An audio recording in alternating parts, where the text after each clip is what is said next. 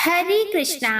आज सावन मास के कृष्ण पक्ष की कामिका एकादशी की आप सभी को बहुत बहुत शुभकामनाएं। प्रिय भक्त जनों, आइए भगवान श्री हरि को नमन करके कामिका एकादशी की पावन कथा को सुनते हैं। श्री पद्म पुराण में वर्णित कामिका एकादशी की कथा के अनुसार एक बार धर्मराज युधिष्ठिर ने भगवान श्री कृष्ण से पूछा, हे गोविंद वासुदेव, आपको नमस्कार है। श्रावण मास के कृष्ण पक्ष में कौन सी एकादशी होती है? आप कृपया करके उसका वर्णन कीजिए।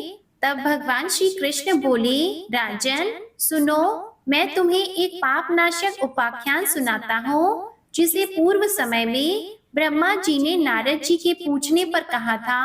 नारद जी ने प्रश्न किया कि भगवान कमलासन, मैं आपसे यह सुनना चाहता हूँ कि श्रावण के कृष्ण पक्ष में जो एकादशी होती है उसका क्या नाम है, उसके कौन से देवता हैं और उससे कौन सा पुण्य मिलता है।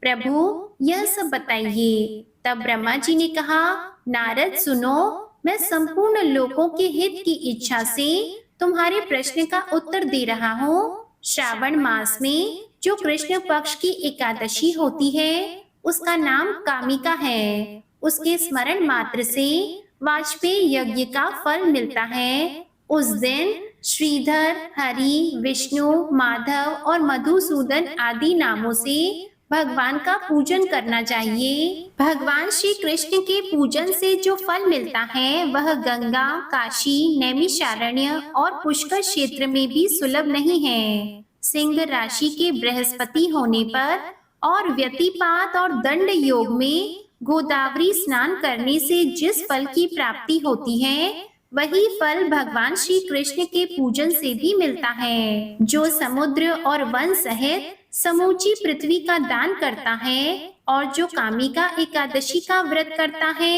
वे दोनों समान फल के भागी माने गए हैं। जो ब्याई हुई गाय को अन्यान्य सामग्रियों सहित दान करता है उस मनुष्य को जिस फल की प्राप्ति होती है वही कामिका का व्रत करने वाले को मिलता है। जो नर श्रेष्ठ श्रावण मास में भगवान श्रीधर का पूजन करता है उसके द्वारा गंधर्वों और नागों सहित संपूर्ण देवताओं की पूजा हो जाती है। अतः पाप भीरू मनुष्यों को यथाशक्ति पूरा प्रयत्न करके कामिका एकादशी के दिन श्री हरि का पूजन करना चाहिए। जो पाप रूपी पंख से भरे हुए संसार समुद्र में डूब रहे हैं उनका उद्धार करने के लिए कामिका एकादशी का व्रत सबसे उत्तम है। अध्यात्म विद्या परायण पुरुषों को जिस फल की प्राप्ति होती है उससे बहुत अधिक फल कामिका एकादशी व्रत का सेवन करने वाले को मिलता है। कामिका एकादशी का व्रत करने वाला मनुष्य रात्रि में जागरण करके ना तो कभी भयंकर यमराज का दर्शन करता है और ना ही कभी दुर्गति में पड़ता है। लाल मणि, मोती, वैदूर्य और मूंगे आदि से पूजित होकर भी भगवान विष्णु वैसे संतुष्ट नहीं होते जैसे तुलसी दल से पूजित होने पर होते हैं। जिसने तुलसी की मंजरियों से श्री केशव का पूजन कर लिया है उसके जन्म भर का पाप निश्चय ही नष्ट हो जाता है। जो दर्शन करने पर सारे पाप समुदाय का नाश कर देती है, स्पर्श करने पर शरीर को पवित्र बनाती है, प्रणाम करने पर रोगों का निवारण करती है, जल से सींचने पर यमराज को भी भय पहुंचाती है, आरोपित करने पर भगवान श्री कृष्ण के समीप ले जाती है और भगवान के चरणों में चढ़ाने पर मोक्ष रूपी फल प्रदान करती है। उस तुलसी देवी को नमस्कार है। जो मनुष्य एकादशी को दिन रात दीप दान करता है उसके पुण्यों की संख्या स्वयं चित्रगुप्त महाराज भी नहीं जानते। एकादशी के दिन भगवान श्री कृष्ण के सम्मुख जिसका दीपक जलता है उसके पितर स्वर्ग लोक में स्थित होकर अमृत पान से तृप्त होते हैं। घी अथवा तिल के तेल से भगवान के सामने दीपक जलाकर मनुष्य देह त्यागने के बाद करोड़ों दीपकों से पूजित होकर स्वर्ग लोक में जाता है। भगवान श्री कृष्ण कहते हैं, हे युधिष्ठिर, यह तुम्हारे सामने मैंने कामिका एकादशी की महिमा का वर्णन किया है। कामिका सब पातकों को हरने वाली है अतः मनुष्यों को इसका व्रत अवश्य करना चाहिए। यह स्वर्ग लोक तथा महान पुण्य फल प्रदान करने वाली है। जो मनुष्य श्रद्धा के साथ इसका महात्म्य श्रवण करता है, वह सब पापों से मुक्त होकर श्री विष्णु लोक में जाता है। अब सुनिए कामिका एकादशी की एक और कथा। धार्मिक ग्रंथों के अनुसार कालांतर में किसी गांव में एक बहुत ही बलशाली क्षत्रिय रहा करता था। उसे अपने बल पर बहुत गर्व था। हालांकि वह धर्म परायण था। नित्य प्रतिदिन जगत के पालनहार श्री विष्णु की पूजा उपासना करता था। एक दिन वह विशेष कार्य के लिए कहीं जा रहा था। रास्ते में उसकी भिड़ंत एक ब्राह्मण से हो गई। उस समय वह क्रोध में आ गया। ब्राह्मण व्यक्ति उसे कुछ समझाता उससे पहले ही वह ब्राह्मण से हाथापाई करने लगा। ब्राह्मण बहुत दुर्बल था और वह बलशाली क्षत्रिय के प्रहार को सहन नहीं कर पाया। इसके चलते तुरंत ही ब्राह्मण की मृत्यु हो गई। यह देखकर बलशाली क्षत्रिय सकते में आ गया। अब वह प्रायश्चित करने लगा। उसे अपनी गलती का एहसास हुआ कि उसने बल के दम पर निर्बल ब्राह्मण की हत्या कर दी है। आवेग में आकर ब्राह्मण व्यक्ति की हत्या करने से वह बेहद दुखी हुआ और यह सूचना पूरे गांव में देखते ही देखते आग की तरह फैल गई। क्षत्रिय व्यक्ति ने गांव वालों से क्षमा याचना की। साथ ही ब्राह्मण का अंतिम संस्कार विधि विधान से करने का वचन भी दिया। लेकिन क्षत्रिय को तो ब्रह्म हत्या का पाप लग चुका था। तब पंडितों ने अंतिम क्रिया में सम्मिलित होने से ही इनकार कर दिया। उस समय क्षत्रिय ने सभी ब्राह्मणों के पैरों में गिड़गिड़ाकर उनसे ब्रह्म हत्या दोष निवारण के लिए उपाय जानना चाहा।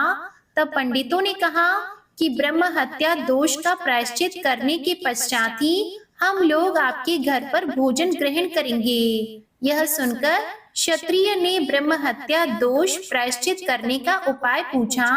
पंडितों ने कहा कि सावन मास के कृष्ण पक्ष की एकादशी तिथि को विधि विधान से जगत के पालनहार भगवान श्री हरि की पूजा उपासना करो। साथ ही ब्राह्मणों को भोजन कराओ और दान दक्षिणा दो। ऐसा करने से तुम ब्रह्म हत्या दोष से मुक्त हो जाओगे। उसके बाद क्षत्रिय ने ब्राह्मण व्यक्ति का दाह संस्कार किया। ब्राह्मणों के वचन अनुसार सावन मास की कामिका एकादशी तिथि पर क्षत्रिय ने विधि विधान से भगवान विष्णु की पूजा उपासना की। साथ ही ब्राह्मणों को भोजन कराकर यथा संभव दान दक्षिणा भी दी। उसी रात क्षत्रिय के सपने में भगवान विष्णु आकर बोले कि मैं तुम्हारी भक्ति से प्रसन्न हूँ। आज के दिन तुमने विधि विधान से मेरी पूजा की है। इस व्रत के पुण्य प्रताप से तुम्हें ब्रह्म हत्या दोष से मुक्ति मिल गई है। माना जाता है कि यदि अपने पापों का प्रायश्चित करने और भविष्य में कभी ऐसी गलती न दोहराने के लिए सच्चे मन से यदि कामिका एकादशी का व्रत रखा जाए तो जाने अनजाने में किए गए हर पाप से मुक्ति मिल जाती है। जैसे ही भगवान श्री कृष्ण ने धर्मराज युधिष्ठिर को कामिका एकादशी की यह पुण्यमयी कथा सुनाई, हस्तिनापुर की राजसभा दिव्यता से भर उठी। चारों ओर गूंजने लगे भगवान की जय घोष, नारायण नारायण। एकादशी महिमा की जय, श्री कृष्ण भगवान की जय। तब धर्मराज युधिष्ठिर ने हाथ जोड़कर प्रभु के चरणों में शीश नवाया और कहा, हे माधव, इस व्रत की कथा को सुनकर मेरा हृदय भक्ति भाव से भर गया है। जो पुण्य तीर्थों में जाकर भी कठिनाई से मिलता है, वह आज आपकी वाणी से सहज ही प्राप्त हो गया।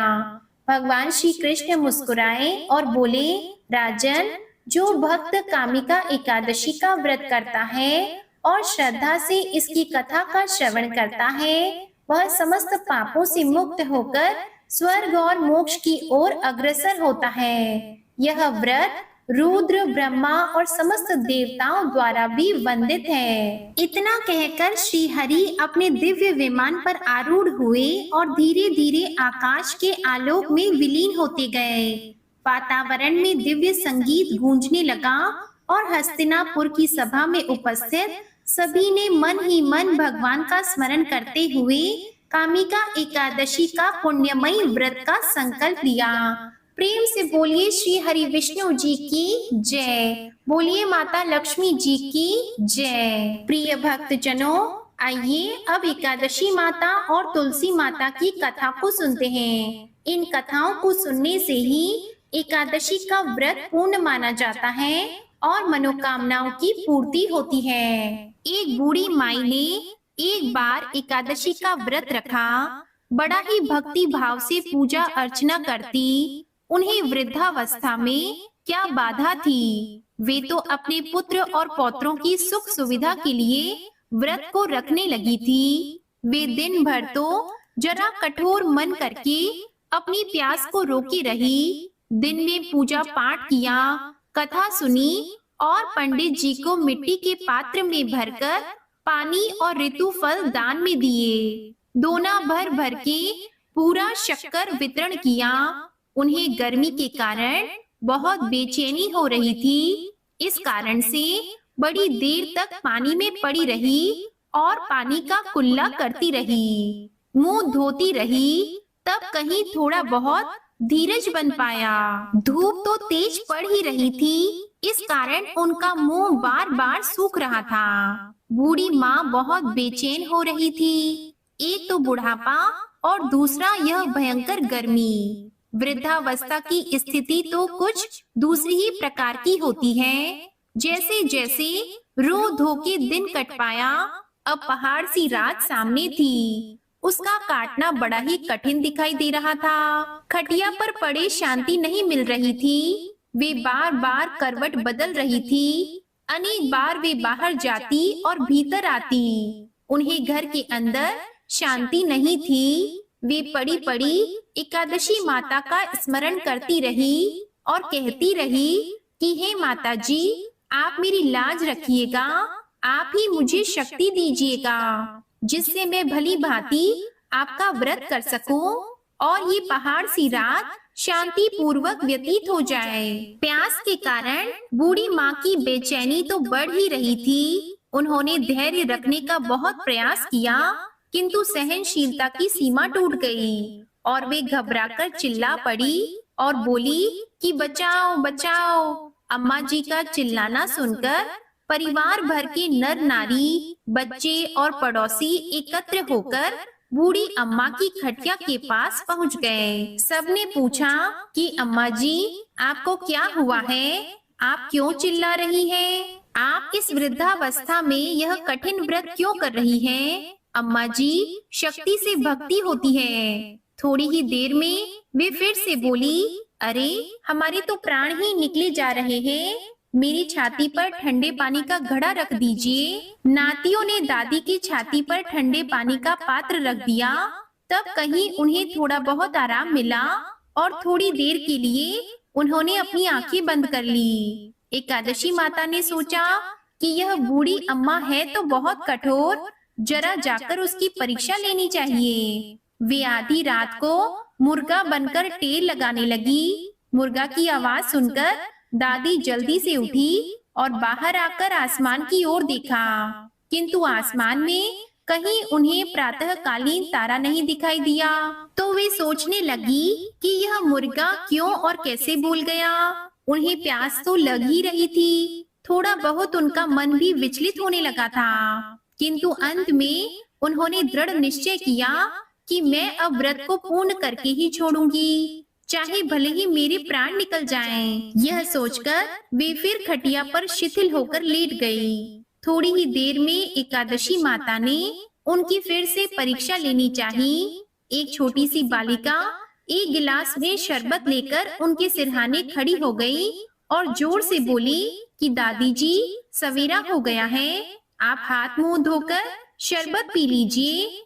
पहले तो शरबत का गिलास देखकर उनका मन ललचाने लगा, किंतु अचानक व्रत का स्मरण हो आया और उन्होंने सोचा कि मैं किसी भी प्रकार से अभी शरबत नहीं पी सकती हूँ। तो वे शांति पूर्वक अपनी खटिया पर लेट गईं। फिर थोड़ी ही देर में उन्हें ऐसा लगा जैसे किसी ने उन्हें पानी के कुएं में पटक दिया हो। वे बड़ी देर तक उस कुएं में हाथ पांव चलाती रही, लेकिन उन्होंने अपने मुंह में पानी की एक बूंद भी जाने नहीं दी और वे दृढ़ता पूर्वक अपने व्रत का पालन करती रही। थोड़ी ही देर में न जाने कहां से सामने आग जलने लगी, जिससे भारी गर्मी बढ़ने लगी। प्यास के कारण प्राण निकलने लगे, किंतु बूढ़ी अम्मा का कुछ भी नहीं बिगाड़ पाया।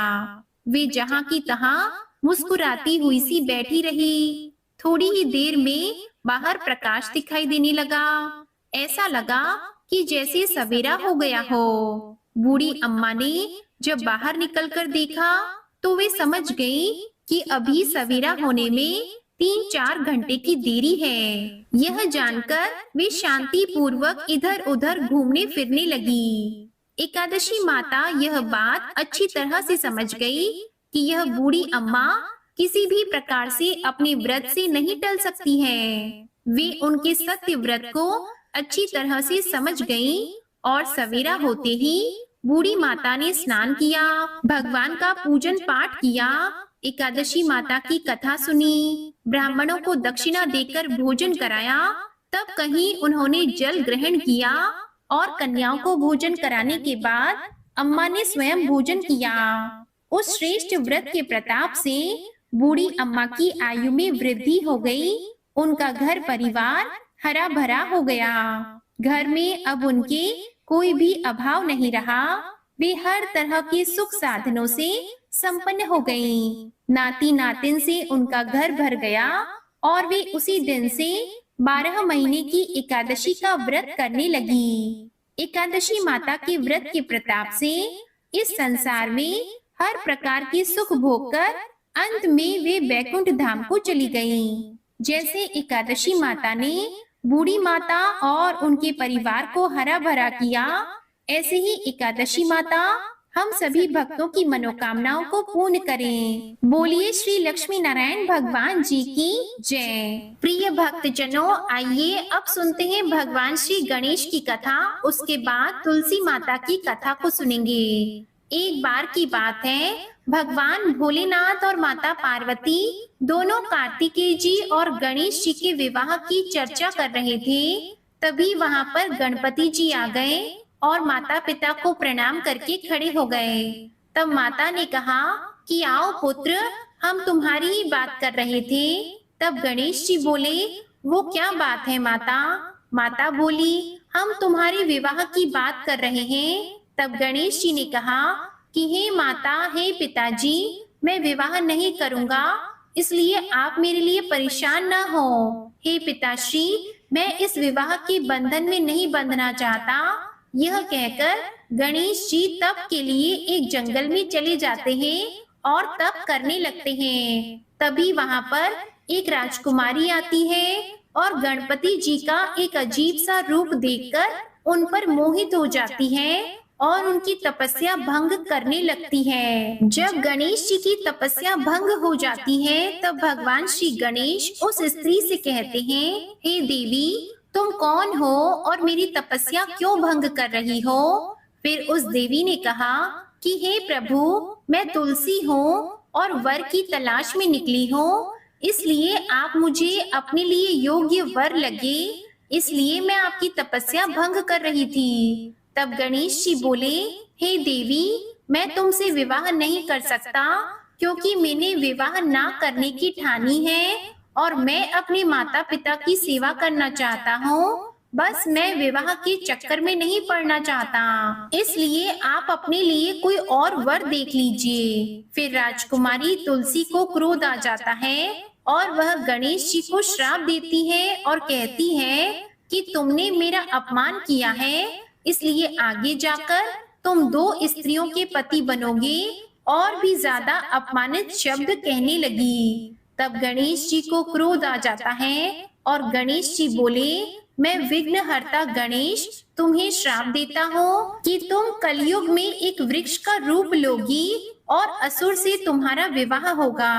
यह श्राप सुनते ही वह गणेश जी से माफी मांगती है और रोने लगती है। तब गणेश जी उनको रोता देखकर उन्हें क्षमा करते हैं और तुलसी जी को यह वरदान देते हैं कि तुम कलयुग में पूजे जाओगी और श्री विष्णु की पूजा तुम्हारे बिना पूरी नहीं होगी और मेरी पूजा से तुम दूर रहोगी और साथ ही घर घर तुम्हारी पूजा होगी। तुम सभी वृक्षों में प्रथम होंगी और श्रेष्ठ होंगी। इस तरह से गणेश जी तुलसी माता को वरदान देकर वहां से चले जाते हैं और कुछ समय के बाद गणेश जी को विवाह का मन करने लगा और वह विवाह करना चाहते थे, पर कोई भी देवता गणेश जी का अजीब सा रूप देखकर अपनी पुत्री देना नहीं चाहते। जब किसी देवता का विवाह होता तो गणेश जी को बड़ा ही क्रोध आता।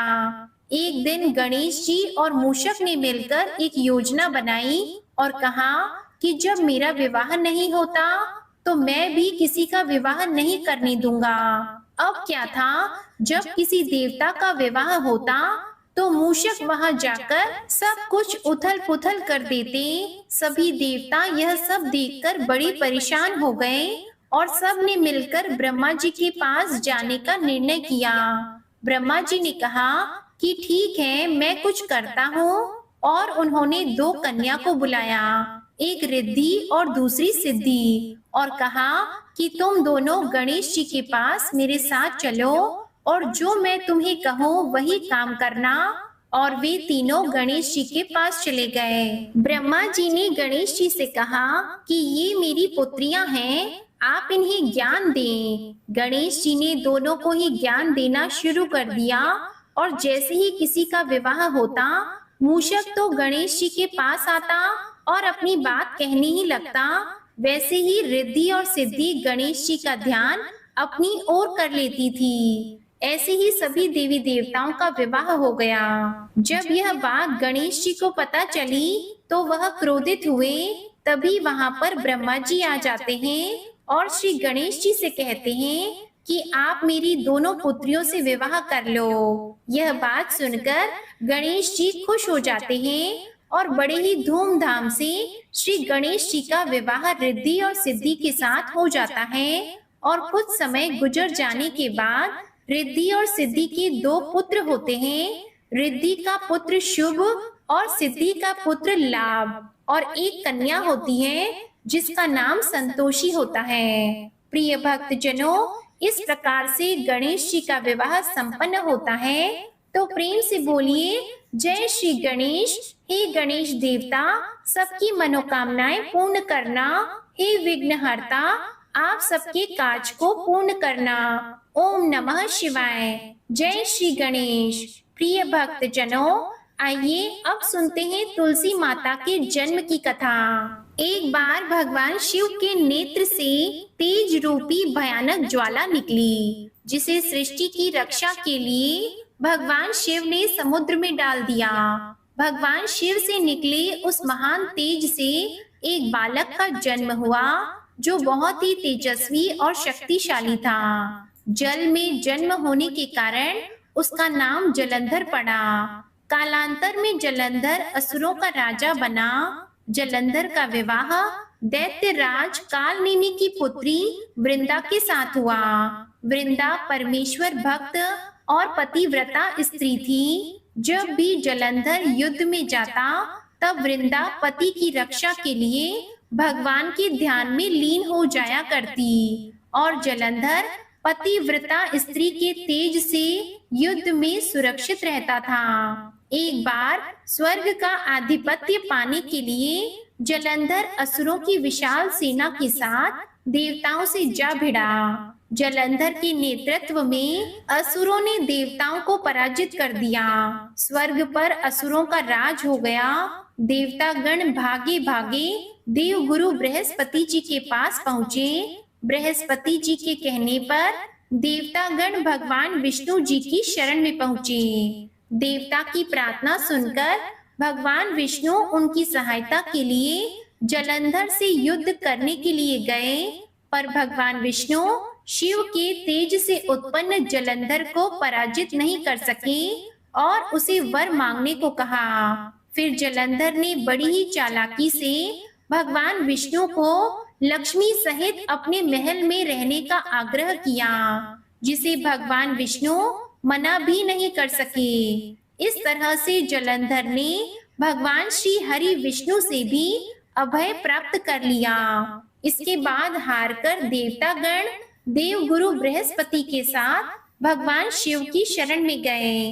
देवताओं की सहायता करने के लिए भगवान शिव जलंधर से युद्ध करने के लिए गए और भगवान शिव भी उसे पराजित नहीं कर सके, क्योंकि वृंदा का सतीत्व तेज उसकी रक्षा में था।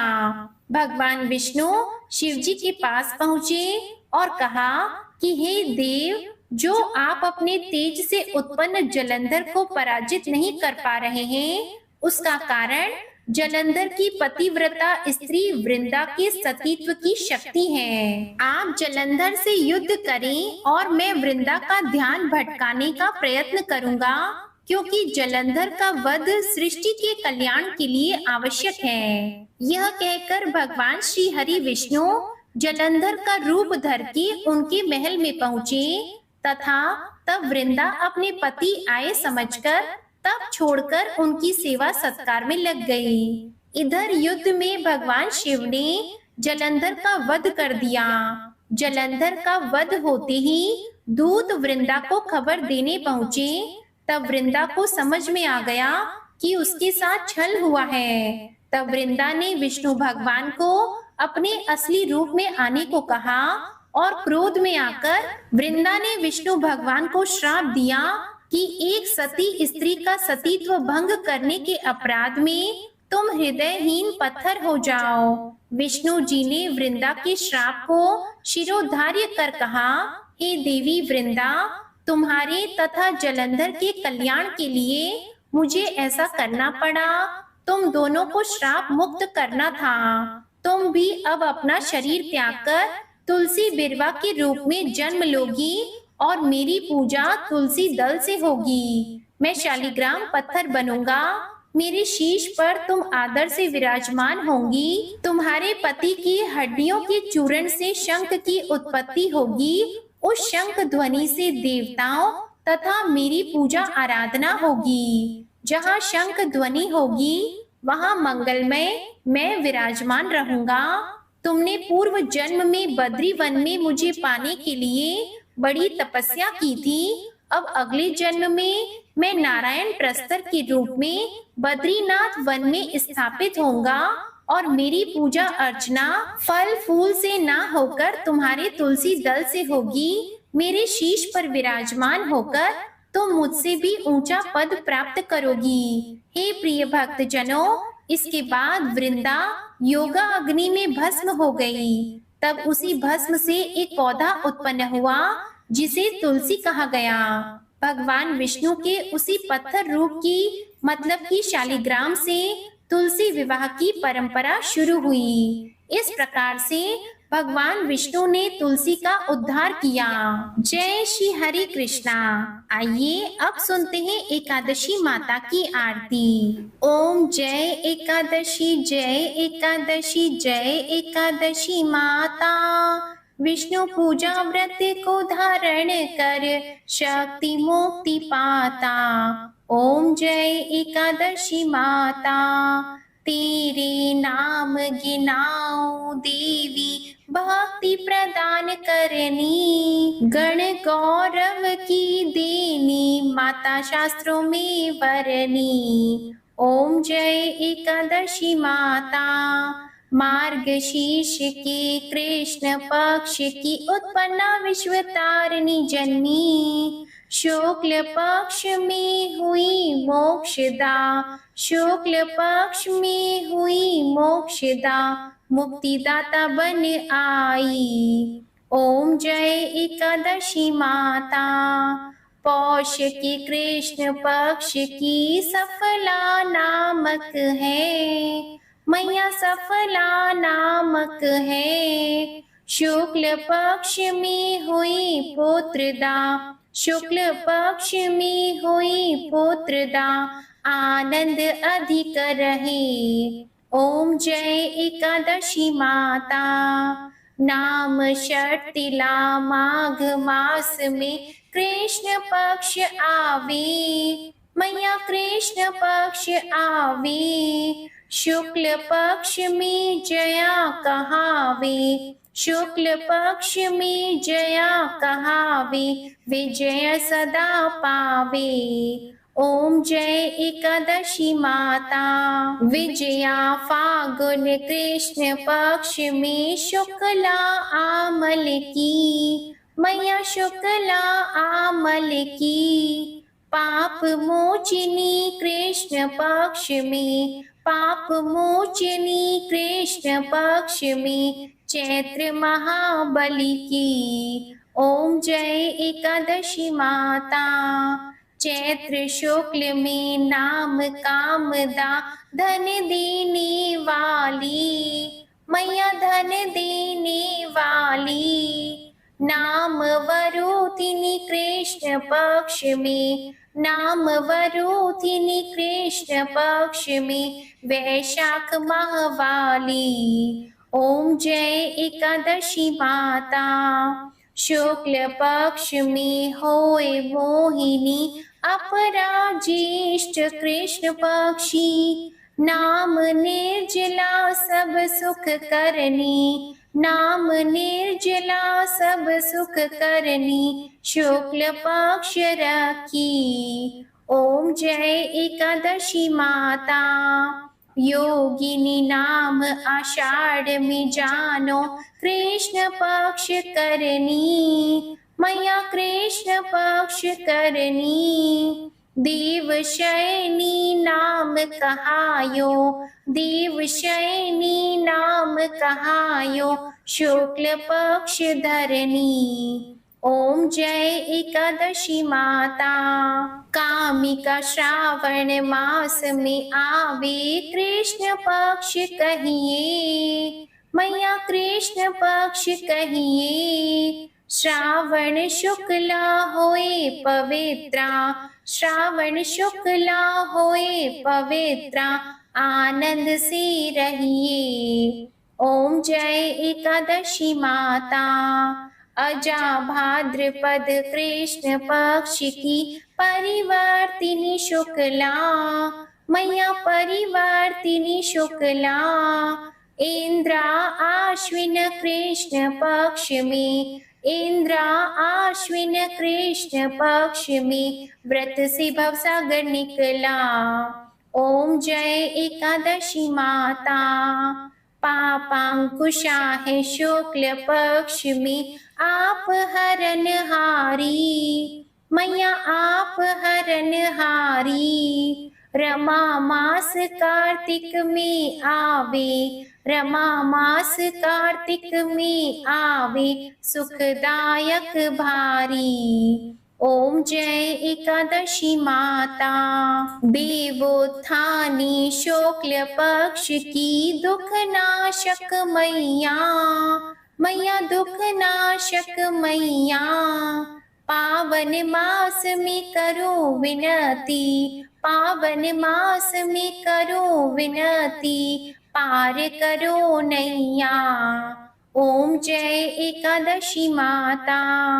परमा कृष्ण पक्ष में होती, जन मंगल करनी, मैया जन मंगल करनी। शुक्ल मास में होए पद्मिनी, शुक्ल मास में होए पद्मिनी, दुख दारिद्र हरनी। ओम जय एकादशी माता।